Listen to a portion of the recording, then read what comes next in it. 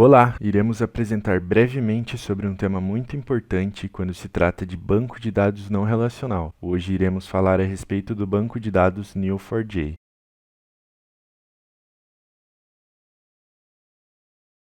O Neo4j é o primeiro e mais popular banco de dados em grafo nativo de acordo com o site DB-Engine. Os bancos de dados grafo foram criados especificamente para possibilitar o armazenamento de relacionamentos e a navegação por eles. Os relacionamentos são elementos distintos que agregam a maior parte do valor para os bancos de dados grafo. Os bancos de dados grafo usam nós para armazenar entidades de dados e bordas para armazenar os relacionamentos entre as entidades. Uma borda tem sempre um nó inicial, um nó final, um tipo e um direcionamento, o que possibilita a descrição dos relacionamentos entre pais e filhos, das ações, das propriedades e assim por diante. A quantidade e os tipos de relacionamentos que um nó pode ter são ilimitados. O acesso aos dados no banco pode ser feito usando uma API em Java ou usando uma API RESTful. Coletamos uma base de dados do Covid do estado do Acre, no formato de um arquivo do tipo CSV. A estrutura de um nó se baseia em seu ID como nó pai e os nós filhos são os demais campos. São eles sexo, estado, município, idade, evolução e classificação final. As operações de inclusão no Neo4j são bastante únicas, pois, utilizando como exemplo o comando de número 1, é possível criar apenas um único nó. É possível criar vários nós em uma única vez, utilizando o comando de número 2. É possível também criar nós com labels que servem como rótulos para agrupar e classificar os nós para futuras consultas, utilizando o comando número 3. E também é possível criar nós já com suas propriedades e seus respectivos conteúdos. Para atualizar uma propriedade em um nó é bem simples. A cláusula match serve para filtrar o nó no qual irá ser atualizado, o set serve para definir a propriedade desejada e o return serve para mostrar para o usuário o nó alterado. Essa última cláusula é opcional, caso não necessite visualizar o nó após sua atualização, basta não colocar o return. Também é possível atualizar as propriedades utilizando condição, assim como mostra o exemplo 3. Para fazer a exclusão de um ou mais nós é bem simples. Basta utilizar a cláusula match para filtrar e encontrar o nó desejado. Após isso, basta utilizar o comando delete para excluí-lo, assim como mostra o exemplo 1. Também é possível excluir um grupo de nós utilizando o exemplo 2. Para excluir um nó e todos os relacionamentos que ele possui, basta utilizar o detach antes do delete, assim como exemplifica o comando 3. E para excluir apenas o relacionamento de um nó, é necessário utilizar o comando r:\no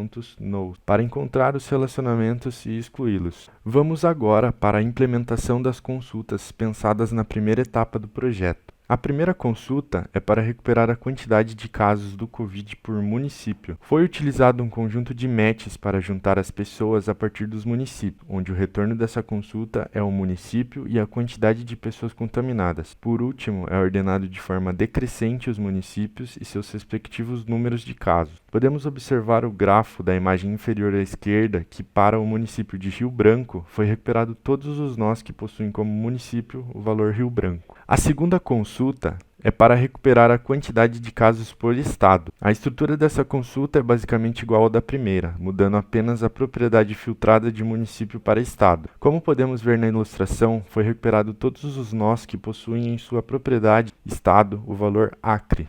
A terceira consulta é para recuperar a quantidade de casos por idade, semelhante às consultas passadas, mudando apenas a propriedade filtrada. É feito o conjunto de matches para juntar as pessoas pela idade. Em seguida, é feito um count para cada pessoa e no final ordenado de forma decrescente. A quarta consulta é para recuperar a quantidade de casos por sexo. Foi feito um conjunto de matches para juntar as pessoas pelo sexo, depois foi feito um count, somando cada pessoa e no final ordenando de forma decrescente.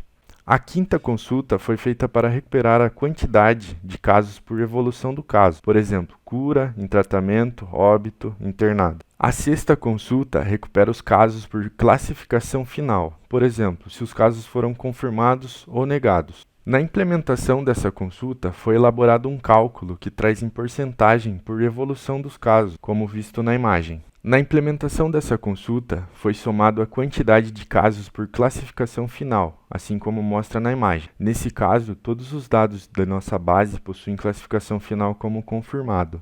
A partir daqui, iremos ver as consultas de quantidade de pessoas curadas por sexo, depois faixa de idade e, por fim, por região. Logo nesse slide, podemos perceber a consulta de casos curados por sexo, assim como mostram as imagens. Aqui está uma consulta de casos curados por faixa de idade, sendo menor que 10 anos. Não existe nenhum caso de cura para crianças menores de 10 anos presente nessa base, por isso não achou dado. Essa consulta recupera os casos de cura de pessoas que possuem idade entre 10 e 20 anos. Como resultado, tivemos apenas 2 casos. Aqui temos o retorno dos grafos que apontam para a idade presente no intervalo filtrado, de 10 a 20 anos. Para a idade entre 20 e 40 anos, foram encontrados diversos casos, conforme é exibido nas imagens. Para a mesma consulta, filtrado entre 20 e 40 anos, esses foram os nós recuperados. Para a idade entre 40 e 60 anos, tivemos os resultados descritos nas imagens. Aqui temos os nós referentes às idades das pessoas curadas que possuem idade entre 40 e 60 anos.